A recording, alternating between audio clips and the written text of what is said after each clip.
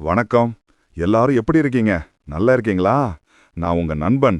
இன்னைக்கு ஒரு பயங்கரமான விஷயத்த பத்தி பேச வந்திருக்கேன். இது ஒரு சாதாரண மேட்டர் இல்ல. கேளுங்க. பட்டு போன இலங்க சலசலக்கிற சத்தம் கேட்டிருக்கீங்களா? அது சும்மா காத்துல ஆடலங்க. ஏதோ கண்ணுக்கு தெரியாத ஒண்ணு வருதுன்னு ஒரு அலர்ட் கொடுக்கும். பழங்காலத்துல இருந்தே எச்சரிக்கைகள் அப்படிதான் வரும். நம்ம தமிழ்நாட்டுல இருக்கிற கிராமத்து ஜனங்களுக்கு இதெல்லாம் வெறும் கட்டுக்கதை இல்லப்பா. அவங்க வாழ்க்கையோடைய ஒட்டிப்போன சத்தியமான விஷயங்கள். பெரியவங்க சொன்னது வெறும் கதையா இல்ல, ஒரு சூப்பரான வழிகாட்டி மாதிரி தான். நம்ம எல்லாருக்கும் தெரியும். ஆனா ஒரு விஷயம் தெரியுமா? வாழ்க்கையில ஒரு முடிவு இருக்கு. ஆனா அந்த முடிவு என்ன, எப்ப வரும், எப்படி இருக்கும், இதெல்லாம் நமக்கு ஒரு பெரிய மர்மமா தான் இருக்கு. ஆனா ஒரு விஷயம் தெரியுமா? மரணம்ங்கிறது திடீர்னு வர்ற ஒரு பேரிடர் இல்லங்க. நம்ம பெரியவங்க, ரிஷிகள், ஞானிகள்லாம் ஆயிரக்கணக்கான வருஷங்களுக்கு முன்னாடியே சில விஷயங்களை கண்டுபிடிச்சு வச்சிருக்காங்க. மரணம் வர்றதுக்கு முன்னாடி அது சில அறிகுறிகளை காட்டுமா, சில ரகசிய சிக்னல்களை கொடுக்குமா. அந்த சிக்னல்களை புரிஞ்சுக்கிட்டா நம்ம வாழ்க்கையை எப்படி வாழணும்னு நாம இன்னும் நல்லா தெரிஞ்சுக்கலாம். இந்த மறைக்கப்பட்ட உண்மைகளை பத்தி தான் நாம இன்னைக்கு விரிவாக பேச போறோம். பயப்படாதீங்க, இது பயமுறுத்துற கதை இல்ல, வாழ்க்கைய கொண்டாட சொல்லும் ஒரு பாடம். மரண பயத்தை போக்க உதவும் ஒரு பெரிய விஷயம் இது. நாம எல்லாருமே ஒரு நாள் போதான் ஆகணும்னு தெரியும். ஆனா எப்ப எப்படிங்கிறது தான் யாருக்குமே தெரியாது. இந்த அறியாமை தான் நமக்குள்ள ஒரு பயத்தையும் குழப்பத்தையும் உண்டாக்குது. உலகத்துல எல்லா கலாச்சாரத்திலையும் எல்லா மதத்திலையும் மரணத்தை பத்தி ஏதாச்சும் ஒரு நம்பிக்கை, ஒரு கதை இருக்கும். சில பேர் மரணத்தை முடிவா பாப்பாங்க. அட எல்லாம் முடிஞ்சு போச்சு, இனி எதுவுமே இல்லைன்னு நினைப்பாங்க. சில பேர் அதை ஒரு புது துவக்கமா, ஒரு பயணமா பாப்பாங்க. இந்த உடலை விட்டு இன்னொரு உடலுக்கு போறதுன்னு நினைப்பாங்க. ஆனா நம்ம இந்திய ஆன்மீகத்துல, குறிப்பா இந்து மதத்துல மரணத்தை ஒரு பெரிய மாற்றமா பாக்குறாங்க. இந்த உடல் அழிஞ்சு போகுது, ஆனா உள்ள இருக்கிற ஆத்மா அது அழியாது. அது ஒரு இடத்துல இருந்து இன்னொரு இடத்துக்கு போகுது. சட்ட மாத்துற மாதிரிதான். அதனாலதான் அந்த ஆத்மா உடலை விட்டு பிரியறதுக்கு முன்னாடி சில அறிகுறிகளை காட்டுன்னு சொல்றாங்க. இத பத்தி சாதாரணமா யாருக்கும் தெரியாதுங்க. சில ஞானிகளும் சித்தர்களும் மட்டும்தான் இத பத்தி எழுதி வச்சிருக்காங்க. இந்த ரகசியங்களை பாதுகாத்து வர்ற பல அமைப்புகள்ல ஸ்ரீ மகாவிஷ்ணு பரம்பொருள் ஃபவுண்டேஷன் மாதிரியான இடங்கள் இந்த மாதிரி ஆழமான ஞானங்களை மக்களுக்கு கொண்டு சேர்க்கிற வேலையை செஞ்சுட்டு இருக்காங்க. இப்ப நாம பார்க்க போற அறிகுறிகள் சும்மா மெடிக்கல் ரீதியா பார்க்கிற அறிகுறிகள் இல்லைங்க. அதையும் தாண்டி மனசு ரீதியா, ஆன்மீக ரீதியா நடக்கக்கூடிய சில மாற்றங்கள். ஒரு நிமிஷம் கற்பனை செஞ்சு பாருங்க. உங்க தாத்தா, பாட்டி இல்ல ஒரு பெரியவர் படுத்திருக்காங்க. அவங்களுக்கு வயசாயிடுச்சு. சாப்பாடும் சாப்பிட மாட்டாங்க, பேசவும் மாட்டாங்க. இது வெளியில தெரியற அறிகுறிகள். ஆனா இதுக்குள்ளேயே சில ஆழமான விஷயங்கள் நடக்கும். அதத்தான் நம்ம முன்னோர்கள் மரணத்தை உணர்த்தும் அறிகுறிகள்னு சொல்லியிருக்காங்க. உணர்வுகளின் மாற்றம். முதல்ல நம்ம உடம்புல இருக்கிற 5 புலன்கள் இருக்கு பாத்தீங்களா? கண், காது, மூக்கு, நாக்கு, தோல். இந்த 5ம் ஒவ்வொருத்தருக்கும் ஒவ்வொரு விதமா வேலை செய்யும். ஆனா மரணம் நெருங்கும்போது இந்த புலன்கள்ல பெரிய மாற்றங்கள் வருமா. கண்ணுல இருந்து ஆரம்பிப்போம். நாம இப்ப கண்ணாடி முன்னாடி நின்னா நம்ம உருவம் தெளிவா தெரியும். ஆனா சில ஞானிகள் சொல்றாங்க, மரணம் நெருங்குறவங்களுக்கு அவங்க உருவத்தை கண்ணாடி முன்னாடி பார்த்தா கொஞ்சம் மங்கலா தெரியுமா. சில சமயங்கள்ல அவங்க உருவமே தெரியாதான், இல்ல அவங்க தலைக்கு மேல ஒரு கருப்பு நிழல் மாதிரி தெரியுமா. இது ஒரு சின்ன விஷயம்னு நினைச்சிராதீங்க. நம்ம உடம்புல இருக்கிற உயிர் சக்தி குறைய ஆரம்பிக்கும் போது இப்படிப்பட்ட மாற்றங்கள் கண்ணுக்கு தெரிய ஆரம்பிக்கும்னு சொல்றாங்க. அது மட்டும் இல்லாம சில பேருக்கு திடீர்னு கண்ணு முன்னாடி ஏதோ ஒரு ஒளி வெள்ளம் மாதிரி தெரிய ஆரம்பிக்குமா, இல்ல கண்ணு முன்னாடி கருப்பு புள்ளிகள், கோடுகள்னு வந்து போகுமா. இதெல்லாம் அவங்க பார்வை சக்தியை இழக்கறாங்கன்னு அர்த்தம் இல்ல. உடலுக்குள்ள நடக்கிற பெரிய மாற்றம் கண்ணுக்கு வெளியில தெரிய ஆரம்பிக்குதுன்னு அர்த்தம். ஒருத்தரோட உயிர் சக்தி தான் இந்த உலகத்தோட வெளிச்சத்தை பார்க்க உதவுது. அது குறையும் போது வெளி உலகத்தோட தொடர்பு கொஞ்சம் கொஞ்சமா குறையும்னு சொல்லலாம். அடுத்தது காது. நாம எல்லா சத்தத்தையும் கேட்போம். ஆனா ஒருத்தருக்கு மரணம் நெருங்கும் போது வெளியில வர்ற சத்தங்கள் ரொம்ப தூரத்துல வர்ற சத்தம் மாதிரி கேக்குமா, இல்லனா ஒரு விதமான சத்தம் மணியோச மாதிரி, சங்கொலி மாதிரி காதுக்குள்ளேயே கேட்டுட்டே இருக்குமா. இந்த சத்தம் வெளியில யாருக்கும் கேட்காதான், அது அவங்களுக்கு மட்டும்தான் கேக்குமா. இது என்னடா மாயமா, மந்திரமான்னு தோணலாம். ஆனா இதெல்லாம் ஆத்மா உடலை விட்டு பிரியறதுக்கு முன்னாடி அந்த உயிர் சக்தி வெளிப்படுத்தும் சில அதிர்வுகள்னு சொல்றாங்க. ஒரு தடவை ஒரு கிராமத்து பெரியவர் என் காதுல தொடர்ந்து சங்கு சத்தம் கேக்குதுப்பா, எனக்கு நேரம் நெருங்கிடுச்சுன்னு நினைக்கிறேன்னு சொன்னாராம். அவர் அத சொன்ன கொஞ்ச நாள்லயே அவர் நிம்மதியா உயிர் துறந்தாராம். இது சும்மா ஒரு கதை இல்லங்க, இதுக்கு பின்னான ஒரு அறிவியல் இருக்கு.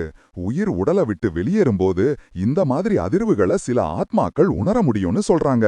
மூக்கு, நாம வாசனை பிடிப்போம்ல, சாவுறவங்களுக்கு அவங்க பக்கத்துல ஏதாவது கெட்ட வாசனை வர ஆரம்பிக்குமா, இல்லனா அவங்களுக்கே ஒரு விதமான கெட்ட வாசனை அவங்க உடம்புல இருந்து வர்ற மாதிரி உணர்வாங்களாம். ஆனா பக்கத்துல இருக்கிறவங்களுக்கு அந்த வாசனை கேட்காதான். இதுவும் ஒரு விதமான உள்மாற்றம். நம்ம உடம்புல ரத்தம் ஓடுது பாத்தீங்களா, அந்த ரத்த ஓட்டத்திலையும் உயிர் சக்தியிலையும் மாற்றம் வரும்போது இப்படிப்பட்ட உணர்வுகள் தோணும்னு சொல்றாங்க.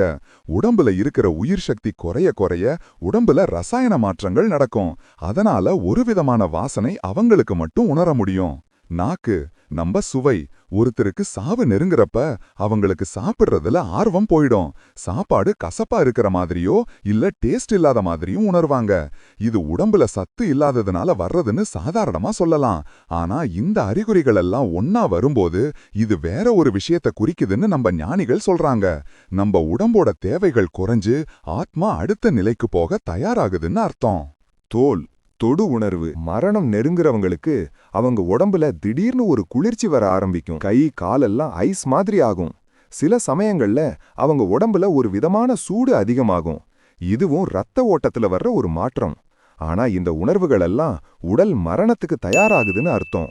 உடம்புல உயிர் சக்தி குறைய குறைய உடம்புல இருக்கிற வெப்பநிலையை கட்டுப்படுத்தும் சக்தி குறையும். அதனாலதான் இந்த மாதிரி உணர்வுகள் வரும். கனவுகளின் மர்மம். நண்பர்களே, இப்போ ஒரு ட்விஸ்ட் இருக்கு. நம்ம தூங்குறப்ப வர்ற கனவுகள் இருக்கு பாத்தீங்களா, அது சும்மா வர்றதில்லையா. மரணம் நெருங்கும்போது கனவுகள்ல பெரிய மாற்றங்கள் வருமா. சில பேருக்கு அவங்க ஏற்கனவே இறந்து போன உறவினர்கள், நண்பர்கள் கனவுல வருவாங்களாம். வந்து சிரிச்சு பேசுவாங்களாம். இல்லனா அவங்கள எங்கேயோ ஒரு இடத்துக்கு அழைச்சிட்டு போற மாதிரி கனவு வருமா. இது சும்மா சாதாரண கனவு இல்ல, இறந்தவர்கள் வந்து நம்மளை அழைக்கிறாங்கன்னு அர்த்தம்னு சொல்லுவாங்க. ஒருவேளை அவங்க கூட நம்ம ஆத்மா பயணம் செய்ய போகுதுன்னு ஒரு அறிகுறியா கூட இருக்கலாம். அது மட்டும் இல்லாம சில பேருக்கு கனவுல ஒரு பெரிய நதி தெரியும்.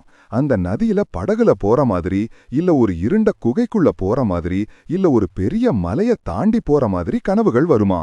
இது என்ன தெரியுமா, ஒரு இடத்துல இருந்து இன்னொரு இடத்துக்கு பயணம் செய்யறதுக்கான ஒரு அறிகுறி. இந்த உலகத்திலிருந்து இன்னொரு உலகத்துக்கு போறதுக்கான அறிகுறி. இந்த கனவுகள்ல அவங்களுக்கு பயமோ பதட்டமோ இருக்காதான், ஒரு நிம்மதியான பயணமா இருக்குமா. இந்த மாதிரி விஷயங்களை ஸ்ரீ மகாவிஷ்ணு பரம்பொருள் ஃபவுண்டேஷன் மாதிரியான ஆன்மீக மையங்கள் பெரியவங்க எழுதி வச்ச ஞான நூல்கள்ல இருந்து மக்களுக்கு புரிய வைக்கிறாங்க. நடத்தை மற்றும் குணாதிசய மாற்றங்கள். சும்மா உடம்புல மட்டும் மாற்றம் வராதுங்க, மனசுலயும் அவங்க பழக்க வழக்கங்கள்லயும் கூட மாற்றம் வரும். திடீர்னு ஒருத்தர் வழக்கமா பேசுற மாதிரி பேச மாட்டார், சும்மா அமைதியா இருப்பார். இல்லனா திடீர்னு ரொம்ப சந்தோஷமா அமைதியா மாறிடுவார். சில சமயம் அவங்க வாழ்க்கையில செஞ்ச எல்லா நல்ல விஷயங்களையும் கெட்ட விஷயங்களையும் அவங்க மனசுல ஓட விடுவாங்களாம். ஒவ்வொரு விஷயத்தையும் திரும்பி திரும்பி பார்ப்பாங்களாம். இது என்ன தெரியுமா, வாழ்க்கைய திரும்பி பார்த்து எல்லா கணக்கையும் சரி பார்க்கறது. சில பேருக்கு அவங்க குடும்பத்தை பத்தி, சொந்தக்காரங்கள பத்தி, பிரியமானவர்கள பத்தி ரொம்ப ஆழமா பேசுவாங்க. அது வரைக்கும் பேசாத விஷயங்களை எல்லாம் பேசுவாங்க. அவங்க போறதுக்கு முன்னாடி ஒரு பந்தத்தை ஏற்படுத்திக்கிற மாதிரி. இப்ப சொல்லுங்க, உங்க தாத்தா பாட்டி இல்ல ரொம்ப வயசானவங்க இப்படி ஏதாவது மாறி பார்த்திருக்கீங்களா, இல்ல அவங்க ஏதாச்சும் சொல்லியிருக்காங்களா? உங்களுக்கு தெரிஞ்ச அனுபவங்களை கீழே கமெண்ட் பாக்ஸ்ல சொல்லுங்க பாப்போம். சில பேருக்கு சாப்பாடு, தூக்கம் எல்லாமே குறையும். பசியே இருக்காது, தண்ணி கூட குடிக்க மாட்டாங்க. இது சும்மா உடம்பு பலவீனம்னு சொல்ல முடியாது. உயிர் சக்தி மெதுவா உடம்புல இருந்து விலக ஆரம்பிக்கும்போது உடம்போட தேவைகளும் குறைய ஆரம்பிக்கும். சில சமயங்கள்ல அவங்க திடீர்னு ஒரு சிரிப்பு சிரிப்பாங்க. அது ஒரு விசித்திரமான சிரிப்பா இருக்கும். இல்லனா யாருக்கும் புரியாத மொழியில பேசுவாங்களாம். இதெல்லாம் என்னடா பத்தி என்னமோ ஆயிடுச்சுன்னு நினைப்போம். ஆனா இது மரணத்தோட அறிகுறியா கூட இருக்கலாம். ஒருத்தர் இருப்பாரு, பேரு முத்துன்னு வச்சுக்குவோம். அவர் வாழ்க்கையில ஒரு தடவை கூட கோயில் பக்கம் போனதில்ல. அவர் சும்மா ஜாலியா ஊர் சுத்திக்கிட்டு இருப்பாரு. ஆனா வயசான காலத்துல சாவறதுக்கு சில நாள் முன்னாடி என்ன கோயில்ல கொண்டு போய் உட்கார வைங்கப்பா, கடவுளை பார்க்கணும்னு சொன்னாராம். அவருக்கு முன்னாடி கோயில் சிலைகள் தெரிய ஆரம்பிச்சதாம். இதெல்லாம் என்னங்க, ஆத்மா கடவுளை நோக்கி போறதுக்கு தயாராகுதுன்னு அர்த்தம். ஆன்மீக அனுபவங்கள் மற்றும் தரிசனங்கள், இதுதான் இந்த கதையோட முக்கியமான பகுதி. மரணம் நெருங்கும்போது சில பேருக்கு ரொம்ப ஆழமான ஆன்மீக அனுபவங்கள் வருமா. அவங்க கண்ணுக்கு முன்னாடி கடவுள் உருவம் தெரியலாம், இல்ல அவங்க இஷ்ட தெய்வம் கண்ணுக்கு முன்னாடி தெரியலாம். ஒரு ஒளிவட்டம், ஒரு தெய்வீக சக்தி அவங்கள நோக்கி வர்ற மாதிரி உணர்வாங்களாம். இது சும்மா கற்பனை இல்ல, இதுக்கு பின்னாடி ஒரு பெரிய ஆன்மீக ரகசியம் இருக்கு. ஆத்மா இந்த உடலை விட்டு பிரியறப்ப அதுக்கு ஒரு கைடன்ஸ் தேவைப்படும். ஒரு ஒளி, ஒரு தெய்வீக சக்தி வந்து அத கூட்டிட்டு போகும்னு சொல்றாங்க. அதனால தான் இப்படிப்பட்ட தரிசனங்கள் வருமா. சில யோகிகள், சித்தர்கள்லாம் தன்னோட மரண நேரத்தை அவங்களே கணிச்சு சொல்லுவாங்க. குறிப்பிட்ட நாள்ல, குறிப்பிட்ட நேரம் அன்னைக்கு அவங்க உடலை விட்டு உயிரை விடுவாங்க. இது இப்படி சாத்தியம், அவங்க உடம்பையும் மனசையும் முழுசா கண்ட்ரோல்ல வச்சிருப்பாங்க. இந்த அறிகுறிகளை புரிஞ்சுகிட்டு அவங்க எப்ப உடலை விடணும்னு அவங்களே முடிவு பண்ணுவாங்க. இது சும்மா நம்ப முடியாததா இருக்கலாம், ஆனா நம்ம இந்திய ஞானத்துல இதுக்கு நிறைய ஆதாரங்கள் இருக்கு. ஸ்ரீ மகாவிஷ்ணு பரம்பொருள் ஃபவுண்டேஷன் மாதிரியான அமைப்புகள் இந்த மாதிரி விஷயங்களை ஆராய்ச்சி பண்ணி அதுக்குள்ள இருக்கிற உண்மைகளை மக்களுக்கு சொல்லிக் கொடுக்கறாங்க. இந்த அறிகுறிகள் எல்லாம் ஒரு சயின்ஸ் மாதிரி.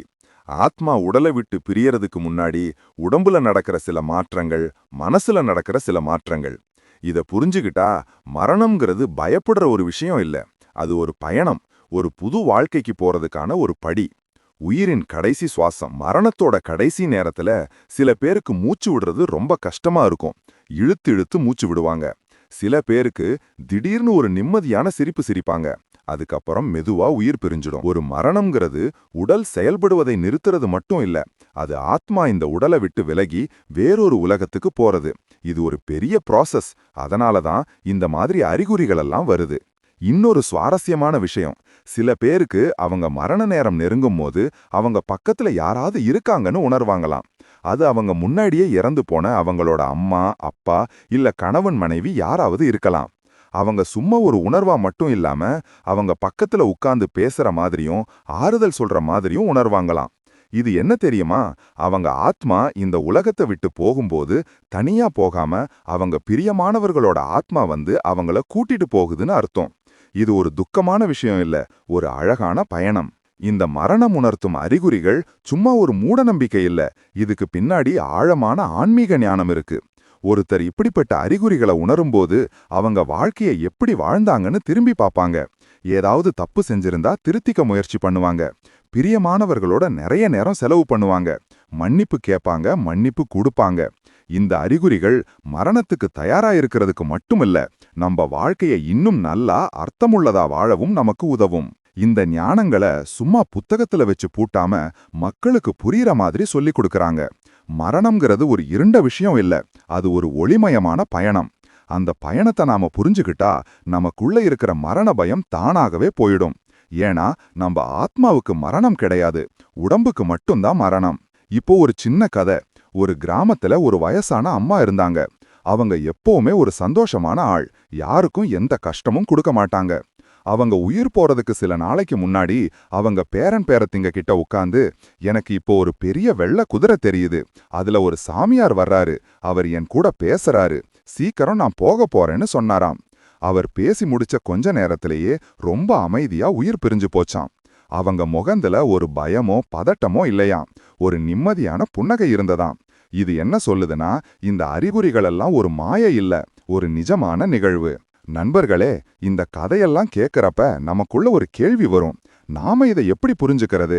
இதெல்லாம் உண்மையா? ஆமா, இது உண்மைதான். நம்ம பெரியவங்க காலங்காலமா இதையெல்லாம் பார்த்து உணர்ந்து எழுதி வச்சிருக்காங்க. இத புரிஞ்சுக்கிட்டா நம்ம வாழ்க்கைய நாம சும்மா வாழ மாட்டோம். ஒவ்வொரு நாளையும் ஒரு பொக்கிஷ மாதிரி வாழ்வோம். அன்பு, கருணை, மன்னிப்பு இதெல்லாம் வாழ்க்கையில எவ்வளவு முக்கியம்னு தெரிஞ்சுப்போம். மரணத்தோட மர்மத்தை விடுவிக்க நாம முயற்சி பண்றப்ப மரணம்ங்கிறது ஒரு முடிவில்ல, அது ஒரு மாற்றம்னு நாம புரிஞ்சுக்கிறோம். இது நமக்குள்ள ஒரு புது தைரியத்தை கொடுக்கும். வாழ்க்கைய எப்படி நல்லபடியா வாழணும்னு ஒரு வழியை காட்டும். இந்த அறிகுறிகள் எல்லாம் நமக்கு ஒரு சிக்னல். டைம் ஆச்சுப்பா, அடுத்த ஸ்டேஷனுக்கு போறதுக்கு தயாராயிருன்னு சொல்ற ஒரு சிக்னல். இந்த மாதிரி ஆழமான உண்மைகளை பத்தி பேசுறதுக்கு எனக்கு ரொம்ப சந்தோஷமா இருக்கு. இந்த ஞானம் நம்ம தலைமுறையை கடந்து அடுத்த தலைமுறைக்கும் போகணும். அப்பதான் அவங்களும் பயமில்லாம வாழ்வாங்க. இந்த மாதிரி இன்னும் நிறைய சுவாரஸ்யமான ஆழமான விஷயங்களை பத்தி தெரிஞ்சுக்கணுமா? அப்போ என்ன பண்றீங்க? உடனே நம்ம சேனலை சப்ஸ்கிரைப் பண்ணுங்க. இந்த வீடியோ உங்களுக்கு பிடிச்சிருந்தா ஒரு லைக் போடுங்க. உங்க நண்பர்களுக்கும் உறவினர்களுக்கும் ஷேர் பண்ணுங்க. அவங்களும் இந்த ஆழமான ஞானத்தை தெரிஞ்சுக்கட்டும். உங்க கருத்துக்களையும் கேள்விகளையும் கமெண்ட் பாக்ஸ்ல சொல்லுங்க. அடுத்த வீடியோல இன்னும் ஒரு சூப்பரான தகவலோட உங்களை சந்திக்கிறேன். அது வரைக்கும் நான் உங்கள் நண்பன். Tata, bye bye.